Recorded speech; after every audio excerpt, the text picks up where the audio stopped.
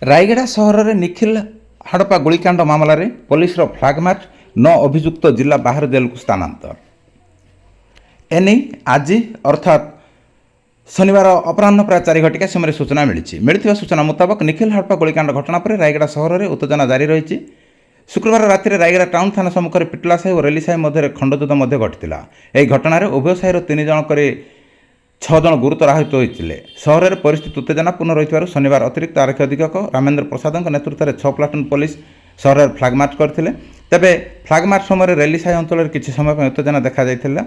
ସ୍ଥାନୀୟ ଲୋକେ ପୋଲିସଙ୍କ ନିକଟକୁ ଯାଇ ନ୍ୟାୟ ମଧ୍ୟ ଦାବି କରିଥିଲେ। ଏହି ପରିସ୍ଥିତିକୁ ଦୃଷ୍ଟିରେ ରଖି ନିଖିଲ ହତ୍ୟାକାଣ୍ଡର ଗିରଫ ହୋଇଥିବା 12 ଜଣ ଅଭିଯୁକ୍ତଙ୍କ ମଧ୍ୟରୁ 9 ଜଣ କୋର୍ଟଙ୍କ ଅନୁମତି ପରେ ବିଭିନ୍ନ ଜିଲ୍ଲା ବାହାର ଜେଲକୁ ସ୍ଥାନାନ୍ତର କରାଯାଇଛି ବୋଲି ଜେଲ୍ ସୁପରିଟେଣ୍ଡେଣ୍ଟ କିଶୋର କୁମାର ସିଂ ସୂଚନା ଦେଇଛନ୍ତି। ପରିସ୍ଥିତି ଉତ୍ତେଜନାପୂର୍ଣ୍ଣ ରହିଥିବାରୁ ସହରରେ ଶାନ୍ତି ଓ ଶୃଙ୍ଖଳା ବଜାୟ ରଖିବା ପାଇଁ ବ୍ୟାପକ ପୋଲିସ ମଧ୍ୟ ମୁତୟନ କରାଯାଇଛି।